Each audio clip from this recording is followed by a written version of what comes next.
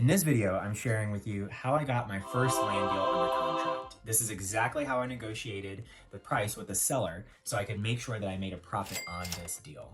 I hope it gives you value, and if you stay to the end of the video, that you'll come away with a few tips and tricks on how to get your next land deal under contract. So step one is get an offer from the seller. Now, I've read a lot of negotiation books, I've seen a lot of negotiation videos, and there's a pretty strong consensus that you should never give out a number first in negotiation. So I never lead with an offer. I'll always ask the seller, how much do you want for your property? Now, the issue with that is lots of times sellers know they should never give a number first. So there's a little bit of a cat and mouse game about who's going to give a number first. Typically, if the seller just digs in and says, I don't know how much I want for the property, or you contacted me, you give me an offer, I'll typically throw out a pretty lowball number just so I can test their motivation. A really good way to do this is take a look at the CAD value. And if the CAD value is $30,000, for example, sometimes I'll throw out 50% of that. So I'll start negotiation with, well, how does $15,000 sound to you?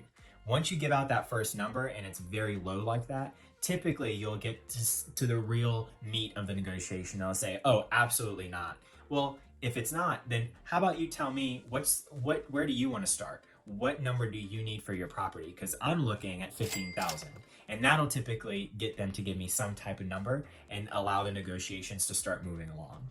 Step two is offer lower than your MAO. Now, if you haven't checked out my video on how to calculate your MAO, you can check out that video here. But I always like to start my negotiations with a number lower than my maximum allowable offer. That way I have a little bit of wiggle room in the negotiation. I've rarely come across a seller that will take the very first number that I throw out. So I want to make sure that I start low enough. That way negotiations can at least build up to what my maximum offer will be. When I negotiate, I always like to make sure that everyone feels like they've got what they wanted in a negotiation. That's typically one of the things I found that's most important to sellers, that they don't feel like they're just giving away their property, but there's some give and take on both sides. So I always try to leave a little bit of room to negotiate. That way everyone can walk away feeling like they got something out of the deal. Step three is get it under contract. So once everyone agrees on the price, I've agreed on the price, the sellers agree on the price, we all feel very good, it's a very loving, hunky-dory situation, then I send a virtual contract. I use a service called DocuSign that allows me to digitally send a contract where all the seller has to do is open up their email, click on the link, they get to see the full contract, and then they can click on it to sign the contract. This is instant, and this is how I get most of my contracts locked in and under contract the very same day. So there's no needing to wait for mail to go and then to come back, and it makes the process so much faster.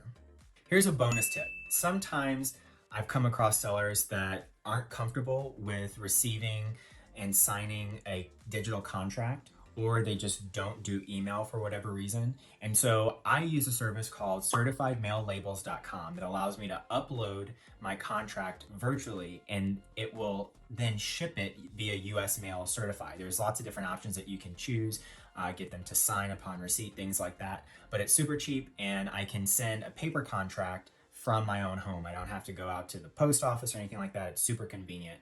So once the seller gets that in the mail, I ask them to take a look at it, sign it, and then take a picture of it and have them or someone else text me that picture. That way I know that they have it, and I have that as proof for my particular records. So that's a great tip that really helped me out from having to run to the post office every time I came across someone who didn't want to sign via DocuSign. You can still do that particular part of the process virtually. You don't have to leave your office at all. Step four is send the executed contract to the title company. So once the seller signs the contract and I sign the contract, both parties have signed, it's technically considered an executed contract. It's ready to be filed. So I will send that PDF of the contract that I got from DocuSign to the title company.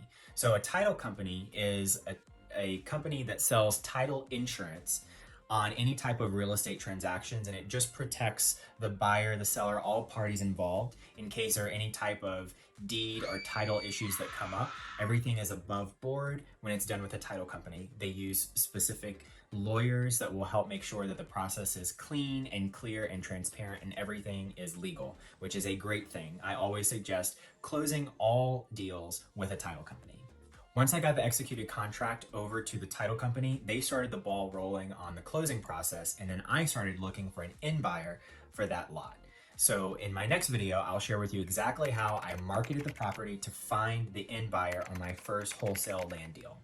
If you're interested in hearing from other 6 and 7 figure land flippers about how they've built and run their businesses, check out my Facebook group, OnlyLandFans, where I do live interviews each week inside the group. You can grab that link in the description below. Until then, be great, have a great week, and catch you in the next one.